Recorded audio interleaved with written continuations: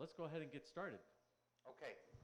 Thanks, everybody. So, first, just setting some expectations. I know that there's a range of experience here. This is an intermediate to advanced workshop, so I will not be slowing down to show people the interface and where to find stuff. We're all already familiar with that. If you're not, follow along. You'll still pick lots up. You can get all of this stuff from Warren Keller's.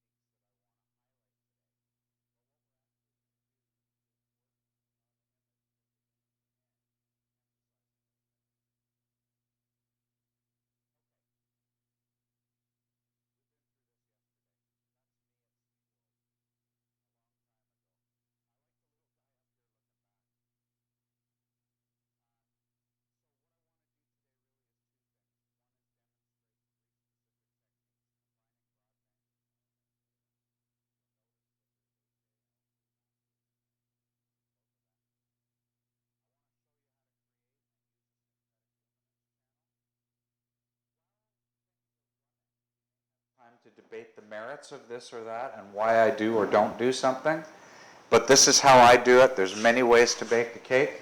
Your mileage may vary. I'm showing you how I bake the cake. And we're going to use my typical workflow, which really involves 3 steps. Process the chrominance, make and process the luminance, combine them, and tweak. That's the 3 main steps in my workflow. Now, each of them involves a number of subsidiary steps, but we'll take it as we go. Here's the other thing I want to say. PIXINSIGHT files, 32-bit files, can be really, really large. So I kind of had a choice to make. Did I want to take it down to 8 bits so that we could all work it fast?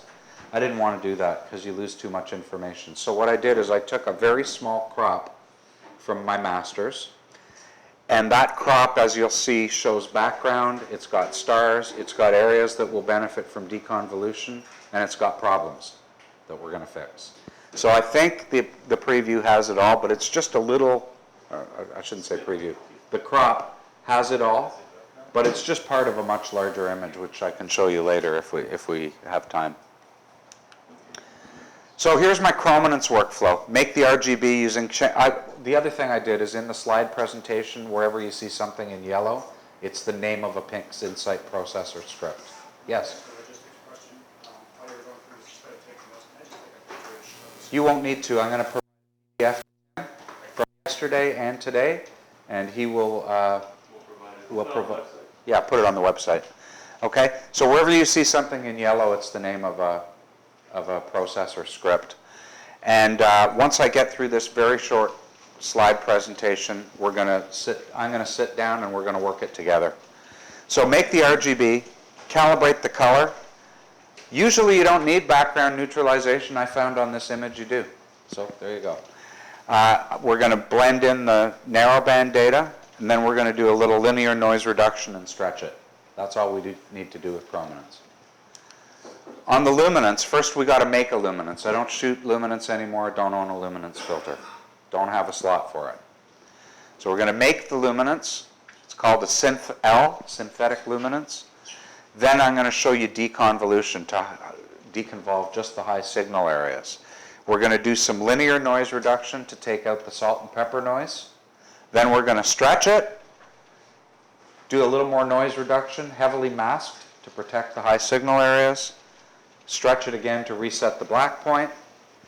Then we're ready to combine. So we're going to combine the luminance with the narrowband RGB combination, make masks that we need for all the other stuff. And so that's another thing I want to weave in here. I know some of you are interested in making complex masks with pixel mask, for example. Then we're going to, well, we're not going to do this today because it's not a high dynamic range image, but in my normal workflow, that's where I would put dynamic range adjustment, and then I would do sharpening and final tweaks. So I've just for your reference, because this is available after, I included everything I might use. I don't always use every step. Depends on the image. Just a little bit on working with masks. Their role is to protect parts of an image that you don't want to affect during processing. The only parts that get affected when you have a mask on are the bits where you can see the image through the mask. In PIXINSIGHT, masks are black and white images, and when you apply them to the image you're working on, the protected areas are red. The unprotected areas that will be affected by your process are see-through. So I'll show you that in a moment. There's really 4 different kinds of masks. There's 2 tools you can use to make them, star mask and range selection. Star mask is just what it sounds like. Range selection allows you to select a range of brightnesses. And then you can process. You can take that range mask and blur it, for example. You can take a luminance mask, so you might make a copy of your image or extract the luminance if it's a color image, and then stretch it to make a luminance mask. And of course, you can use pixel math to do all kinds of things. One of the things I like to do is make a range mask and a star mask, then subtract the star mask from the range mask. Okay? So we might get to see that. Here's what those 4 types of masks look like. So there's my source image. Actually, this is the 3 types. There's my source image. There's a star mask using the star mask tool.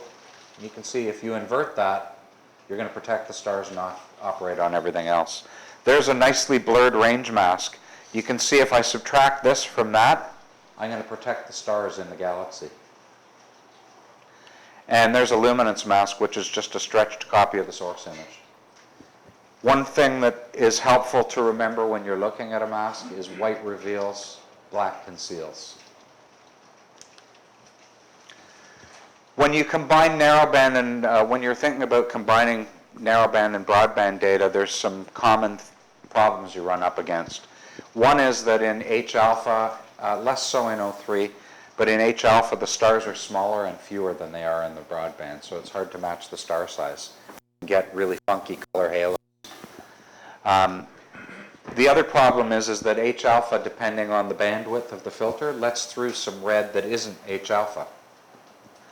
And finally, have you ever seen those pictures that have that awful salmon-y pink? That's awful. Anyway, the NB-RGB combination script solves all of those problems. You use it, I use it on the linear data. You can use it after stretching too.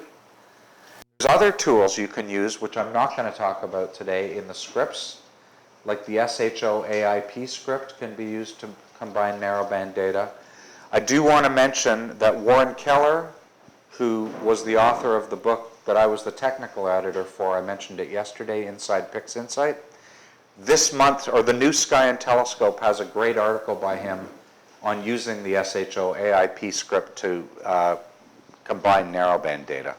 It does not address blending it with RGB, but that script can do that as well. My experience is the NB-RGB script does a better job.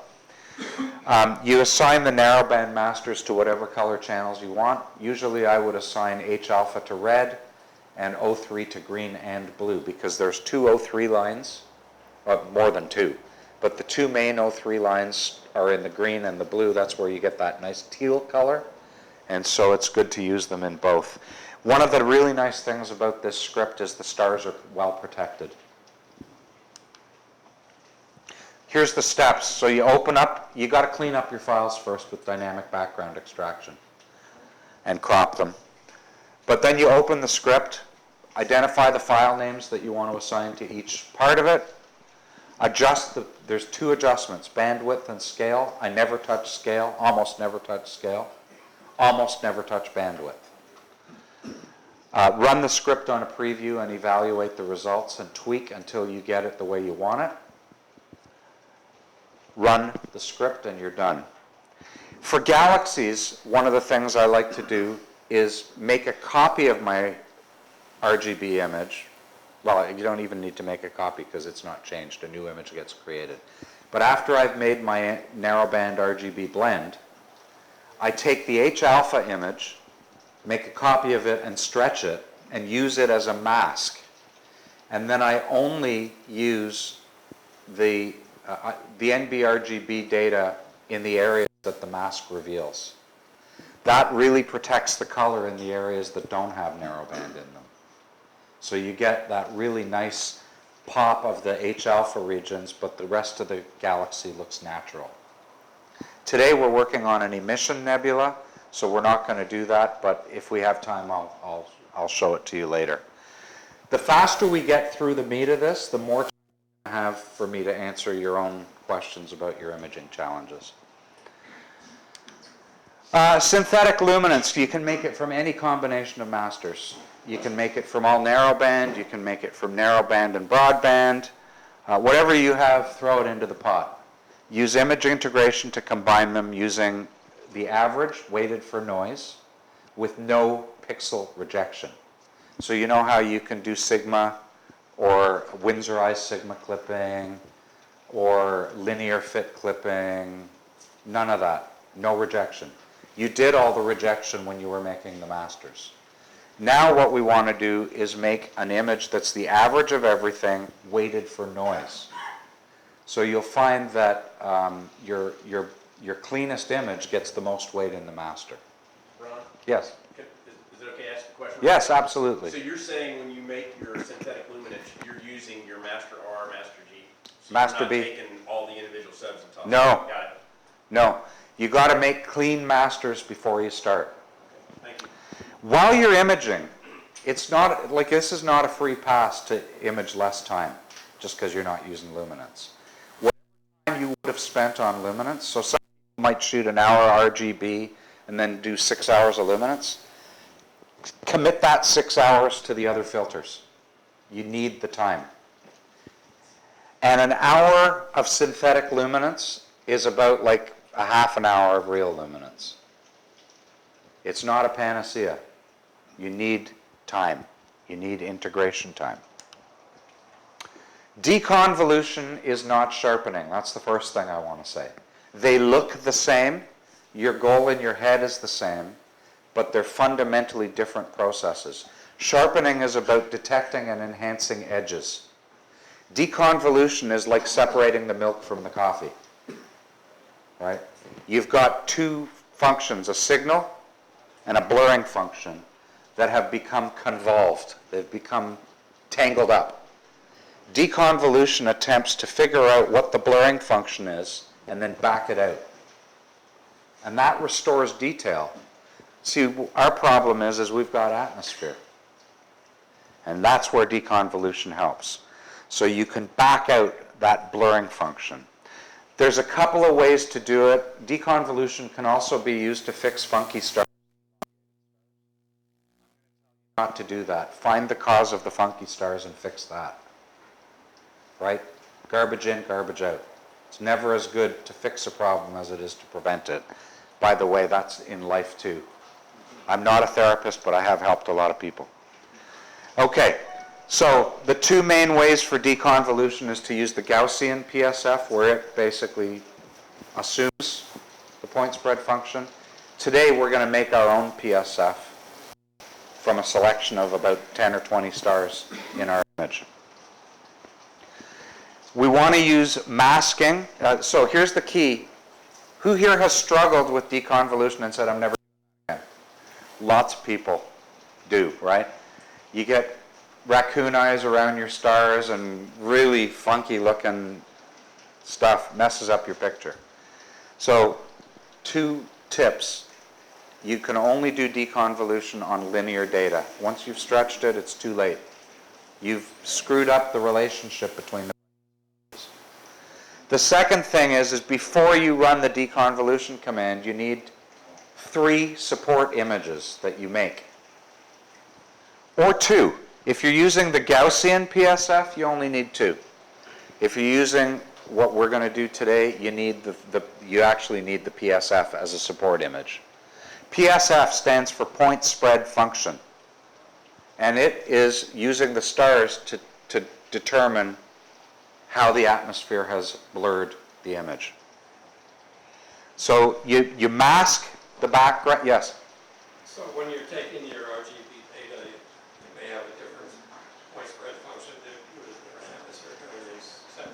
Yeah, so here's the important point here. We're only going to use it on the Synthel. We never use it on color data. So that doesn't matter. All of that difference has been integrated. Anybody know why we would only want to deconvolve the luminance? It's because that's where your eye sees detail. Most of the detail that your eye sees is in the brightness characteristic. It's not to do with the chrominance or the color. So really put your effort into the luminance and make the color look nice, but really put your effort into processing the luminance well, and you won't go too far wrong. A lot of people don't use enough iterations. Deconvolution is an iterative function. It sneaks up on the best solution. And so you need a lot of iterations. Usually I use 50 to 80, sometimes as many as 100 iterations of deconvolution. And we need to protect the background and low signal areas. There's no detail on them, so why try to bring out detail that wasn't there in the first place? So what you should see if you do deconvolution right is high signal areas look sharper, stars look a little bit tighter, no raccoon eyes. That's what we're aiming for.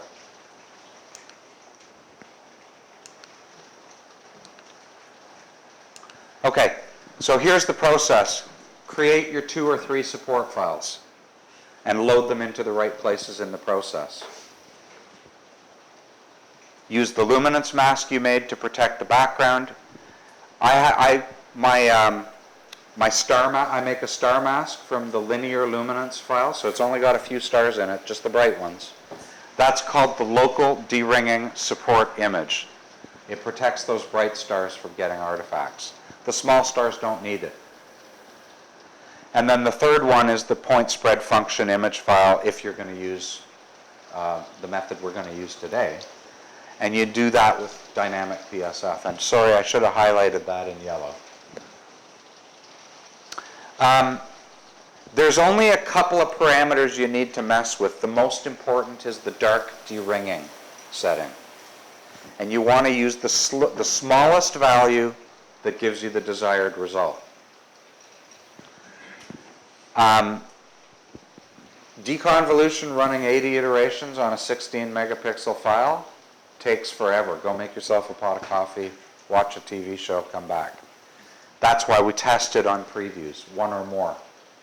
Sometimes I test it in a high signal area and then I test in a low signal area to make sure I'm not screwing anything up. When you've homed in on the right, apply to your masked synthetic luminance file. We've already covered that. So that's all I want to say. Now that's enough talk. Let's have some action. Open up your project file, and I'll do the same. So go into PIXINSIGHT, open up your project file, and then load the 5 masters.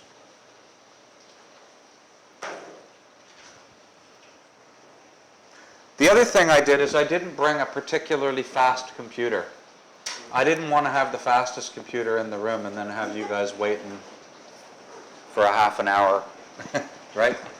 This is an i5 processor, Microsoft Surface Pro. I don't have a ton of hard drive space, so it should be kind of typical of what you might see. Everybody knows how to open the project? Load project, and it's called WSP Workshop. And there's not much, no files in it, just a bunch of icons on the right. If you didn't know this, you can save those icons so that you can reuse them every time. So that's one of the ways I leave a footprint in these workshops. You now have my icons. You can use them anytime, customize them yourself. And I'm going to show you how to customize them and then save that. So then the next thing I want you to do is I'm not working from a pre-made project. I'm working the way you are from the master files. So the first thing we're going to do is open up all of the 5 masters. They should be on your desktop in the WSP Workshop folder, and there's 5 of them. I gave them simple names.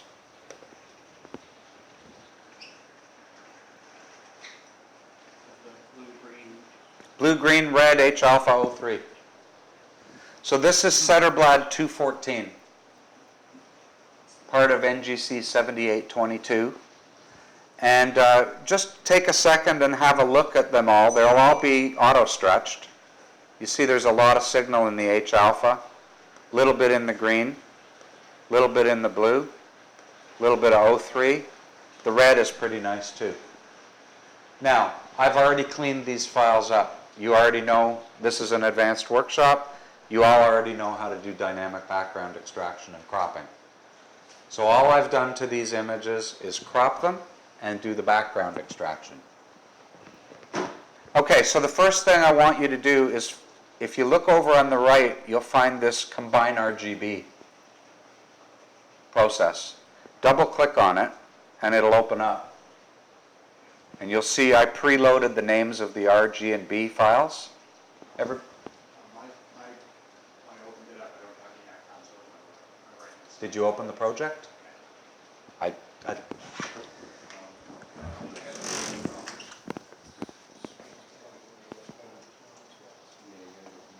just a second.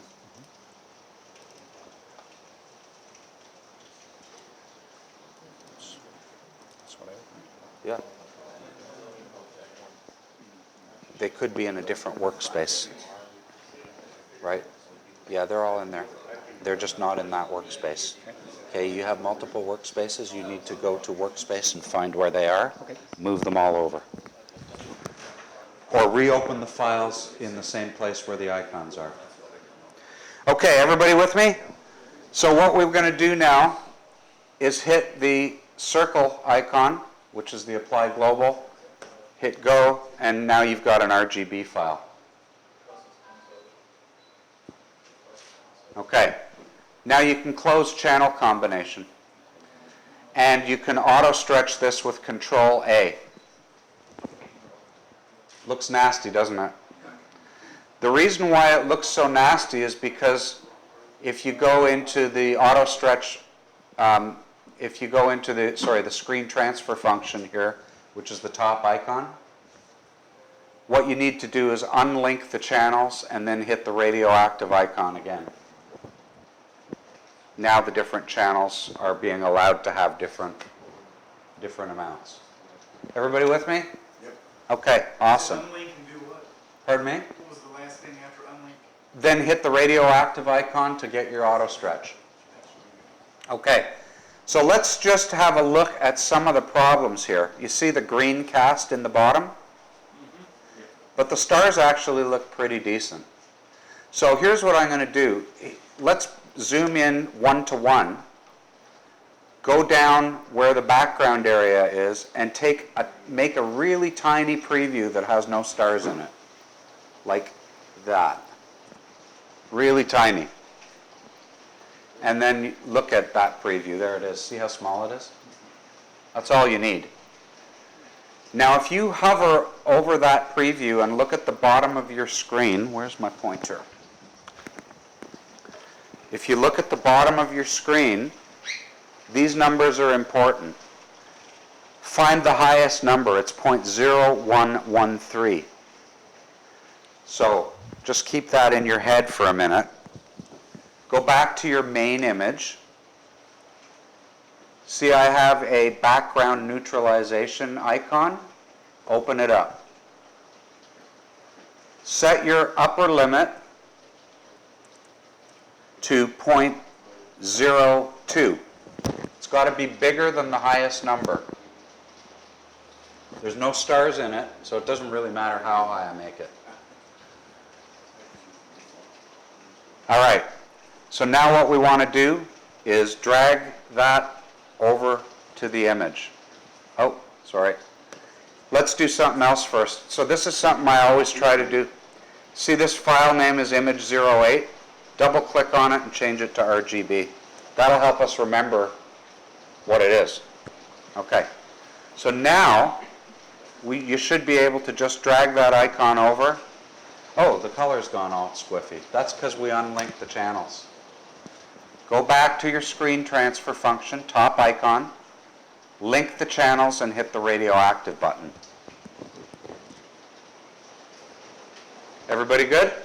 Everyone's jiggy with that? What happens if you don't set the lower, you just take the default, just like normally? I don't know, try it and see. Let me know. We're not playing that.